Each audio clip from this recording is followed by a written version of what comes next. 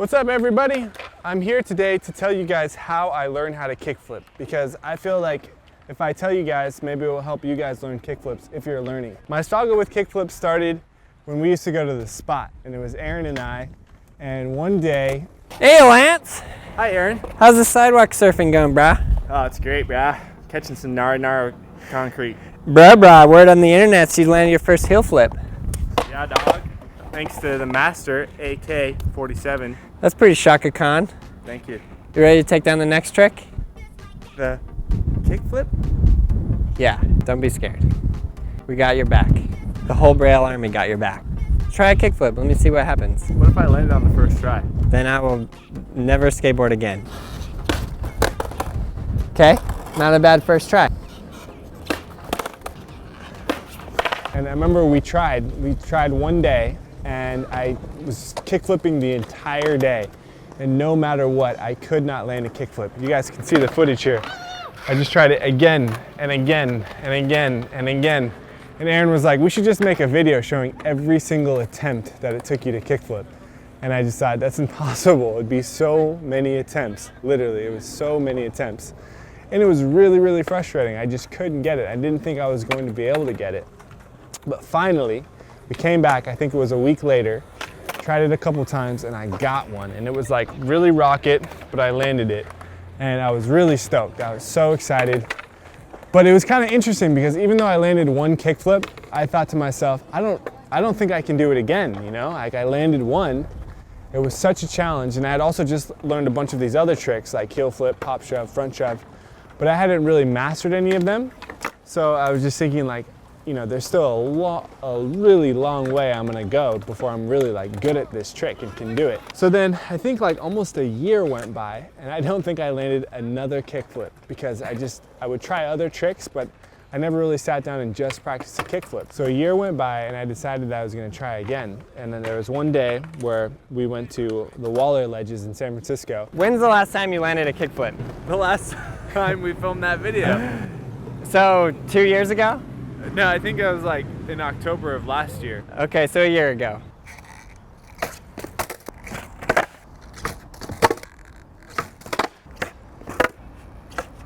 And I practiced, and I couldn't get it. It was kind of like exactly like the first time. I was running into all the same difficulties. And then we met up with Chris Chan, and Chris Chan gave me tips. It was the same day. And even with his advice and Aaron's advice, I still couldn't land a kickflip. There you go. Okay, all right. You know what, just pretend like you're kicking me, you know? Yeah. Kicking me towards me. You're trying to aim to kick me in the balls. Oh.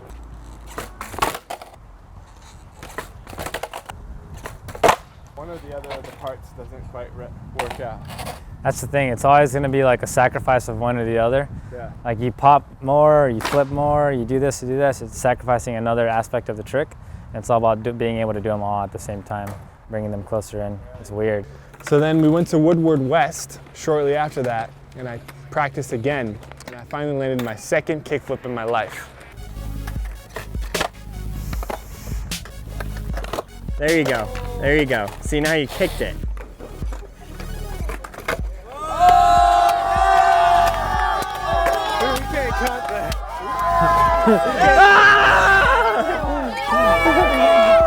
I mean, do it again. Just do it again. Do it again.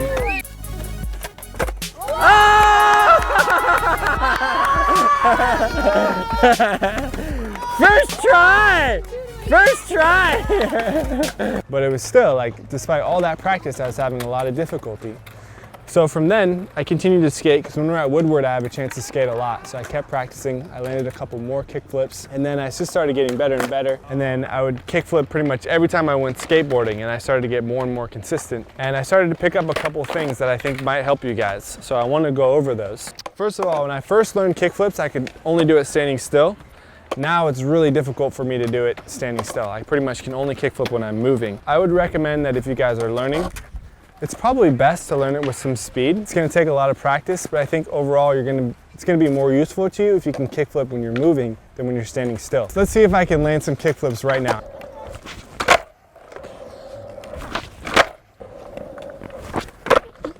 Whew. Got one. See, like now that took me three attempts and I landed a kickflip. So I've definitely gotten a lot better at them. I'm still not at the point where I can ollie, like it's like an ollie for me, because I can ollie every single try. But it's getting a lot better. See what I'm talking about? Probably not the prettiest kickflip in the world, but it's a kickflip. So I got kickflips, but like even now, every time I come out, I still kind of, it's like still a process for me.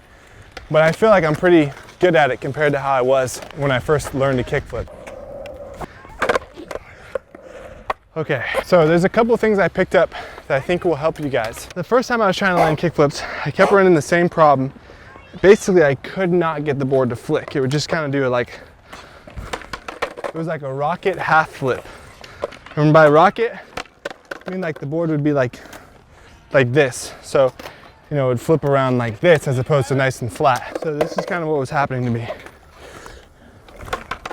I can't even like recreate it because I was doing it wrong. It's kind of like that, basically. Like that. Just kept happening every single try. And I was like, Aaron, what is happening? I can't kickflip. I was so mad. And I finally kind of realized that what was happening is that I would just, like I would pop the board, and then when I would flick, my board would go in the exact same direction of the board. I'd be flicking like up, like this. Too far up, so the board would just flip rocket. So finally, after like watching the video, I realized that what I need to do is like extend my foot out like that and flick through, so the board would flip more like this, you know?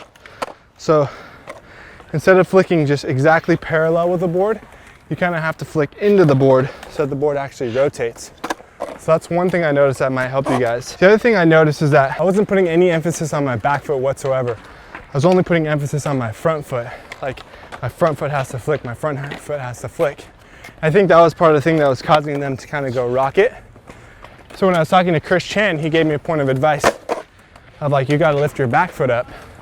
You kind of want your back foot to be sort of like as high as or a little bit higher than your front foot so you can level out the board. My whole body position started to look a lot better.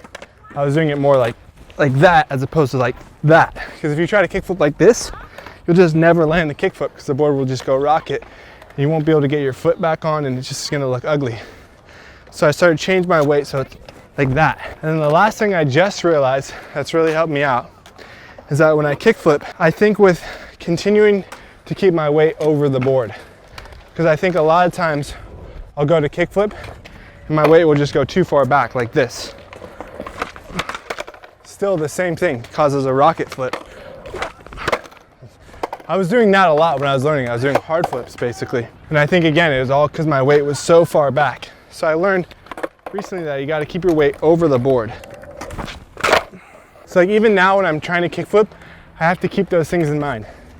To make sure that my back foot is high enough and that I flick, extend far enough with my front foot so that the board does everything that it's supposed to do. So it's like three things. It's back foot high enough in the air, front foot extended far enough, and weight over the board, not too far back. Boom. That was keeping in mind all those 3 points, and I landed a kickflip. So I hope that helps you guys. I'm sure that everybody is gonna have different things that they run into when they try to kickflip. One of the things that's emphasized heavily on the Braille channel is don't flick down, which definitely you do not want to flick down. I mean, that looks like this basically. And you're never gonna land a kickflip because your front foot goes straight to the ground. So that was one thing I knew right away. Don't flick down. So I would always flick up. But I flicked too much up. I didn't think with my back foot. Basically my back foot would just go straight to the ground. So you have to not flick down, keep your back foot lifted in the air, extend your front foot far enough, and keep your weight over the board, and that's how you can kickflip.